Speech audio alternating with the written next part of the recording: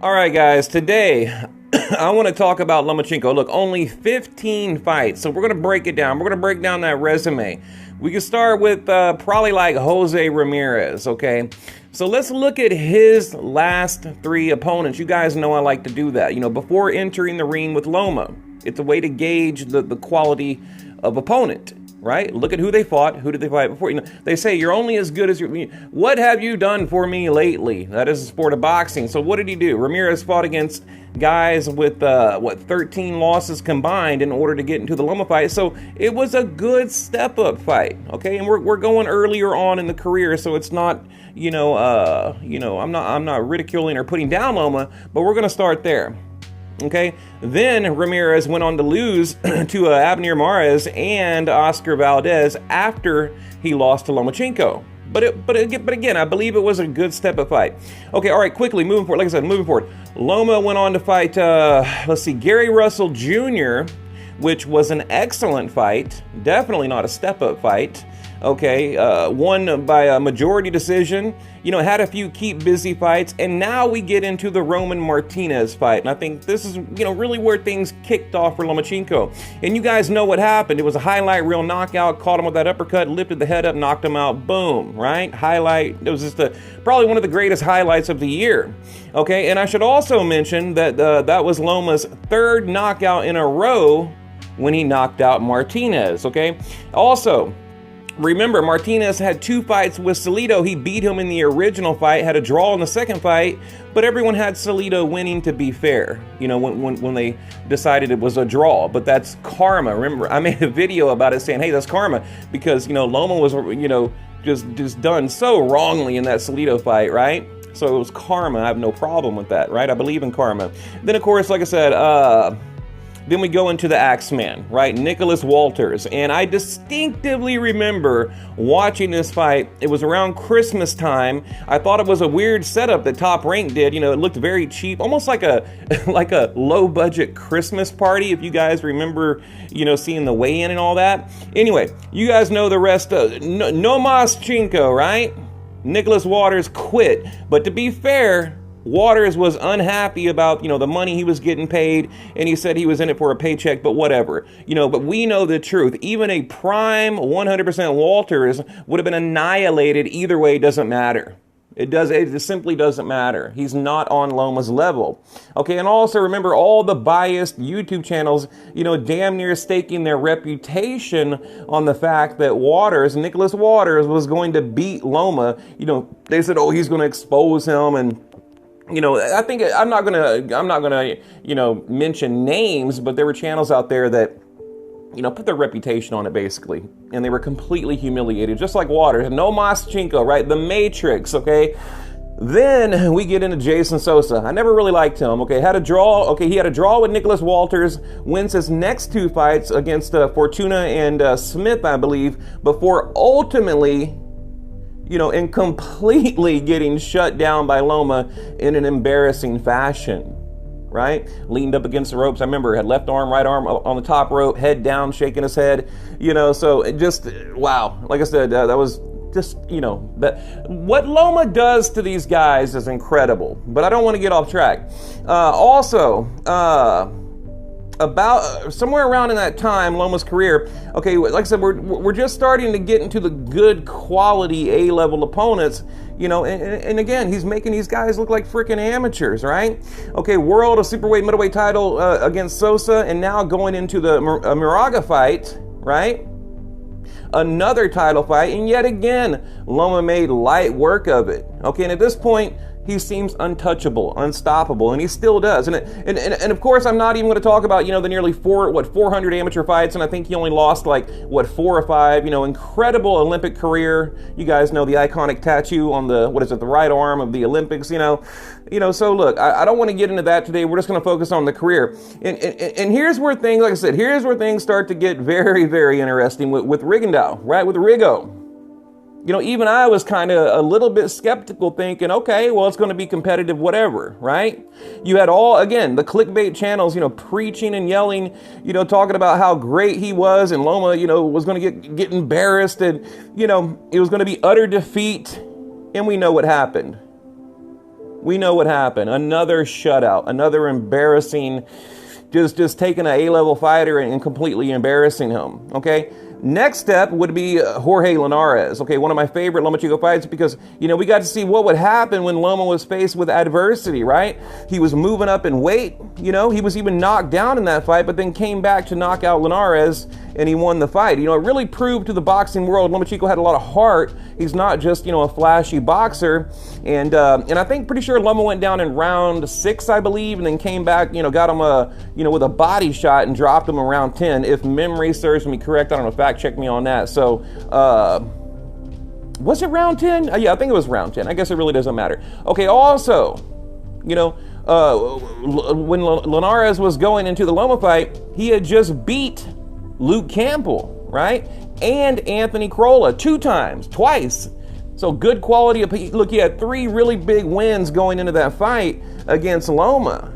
You know, so it was a great challenge, a great test, and he passed with flying. Like I said, I like that he got knocked down. I like that he came back from adversity. I like that he showed us he had a heart.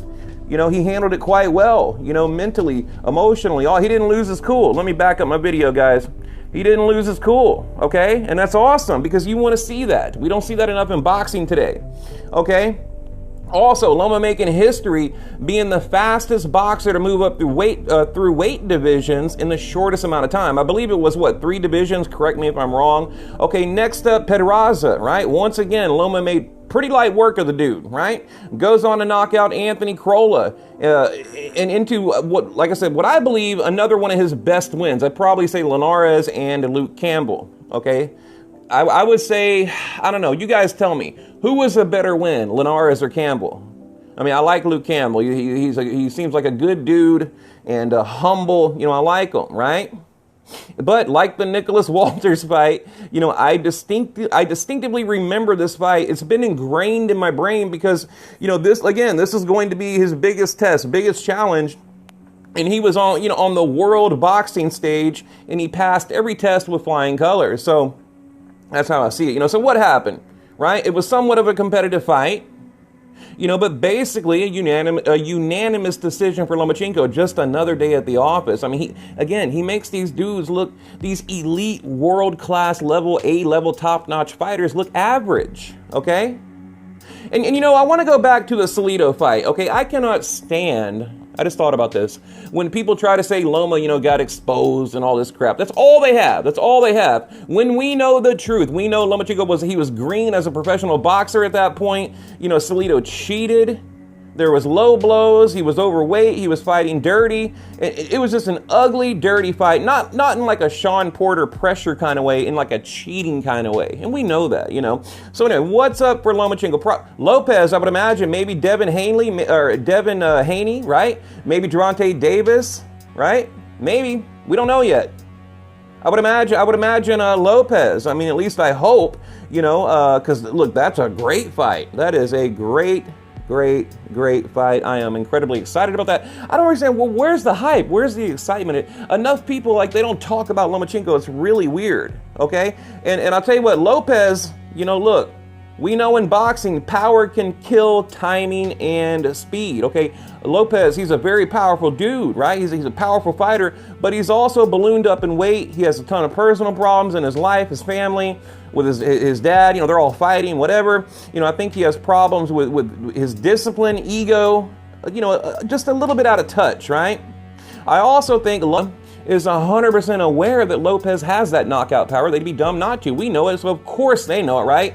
Okay, Lopez, like I said, he's a power puncher. And Loma's father, his trainer, is also 100% aware of this. So look, they're going to train for it. They're going to have a plan for it. They're going to capitalize on it. They know what they're getting into. I believe Lopez will be headhunting in that fight, looking for the knockout, but in the process, probably going to get his head boxed off, I would imagine, right? Tell me what you think in the comment section. The only thing that really concerns me is when we're talking about Loma, he's getting older. A lot of wear and tear on his body through the Olympics or the amateurs, things like that. I mean, what, 32 years old right now, 14, 1-0? That one, was a Salido, of course, which we know is complete BS, okay? Currently holding the WBC, WA, and the WBO belts, okay? I mean, the dude's incredible. And unfortunately, we're probably going to get some type of keep busy fight, although both guys have said they're willing to go immediately into that fight. As soon as boxing comes back to life, they're willing to go right into it, like I said, becoming the first boxer to win 3 major world titles in only 12 fights after beating Linares, going into the Luke Campbell fight to defend him, okay? And where the hell are all these boxing channels? Why aren't they talking about Loma? I don't understand why he doesn't get the shine or the spotlight that these other guys are getting, okay? But something I want to kind of elaborate on that I mentioned earlier. I believe Loma incredibly disciplined, right? I think he's going to use the time off to get in shape or stay in shape, okay? To give himself that competitive edge because, the other guys in his division, in surrounding divisions, they're ballooning up. We're talking about Gervonta Davis and, Devin Haney, even Lopez. I mean, I believe it was Ego that put out a video and he was, that dude was like put on a lot of weight. We're talking about a Lopez, right? So I don't know, guys. Just a quick breakdown, but my thing is, let me kind of just get off track here, whatever. We'll kind of, go to like a podcast style conversation here. I don't understand, why doesn't Loma get the credit that he deserves? I mean, I think what it is, all these guys that watch boxing, it's all about that highlight reel, the professional resume, but they don't care about the amateurs, they don't care about the Olympics, because typically if you ask the average boxing fan, well, what do you think about whoever, it can be anyone, say Gennady Golovkin, did you know, he placed gold in the Olympics, twice, I believe, they have no idea, or they don't care, they're like, oh, what does that mean? That means nothing. And a lot of these guys fought each other already in the amateurs and throughout the Olympics, and but it doesn't mean anything. They want to see these highlight reels on YouTube from ESPN, old HBO footage or old Showtime footage or DAZN or whatever it may be. And I think that's a big problem with Loma because with only what I guess the short-lived resume that he has, but he does say it's about quality, not quantity. I don't think maybe that's why he's not getting the credit. Let me go back. Look, guys, I try to make these videos like 3 or 4 minutes long, and I just can't shut up. I love talking about boxing.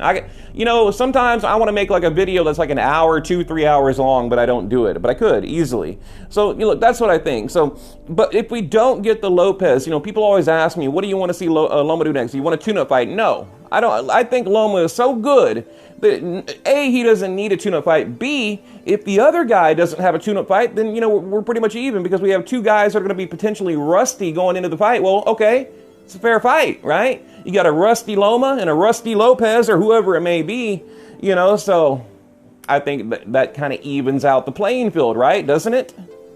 Now, it'd be one thing if Lopez got in there, had a tune-up fight, and Loma didn't. Okay, that might be a different situation, but that is not the situation. So, everyone, saying, I heard a guy on Facebook today, he said, you're dumb AF. I'm not going to say the word. He's like, you are dumb as F, okay, if you think these boxers aren't going to come out and have a tune-up fight or come back and have a tune-up fight, which, I don't know if I agree with that. I think a lot of them will, just to get a payday and probably, to get a tune-up. Okay, yeah, sure. I think they will. But I think a lot of them, they're ready to get back. Look, these are fighters. They're competitive. They're warriors. They want to get back in the ring. They want to fight the best. So I think a lot of them, they're just going to get back in there and just go for it, right? And I think Loma is that type of guy.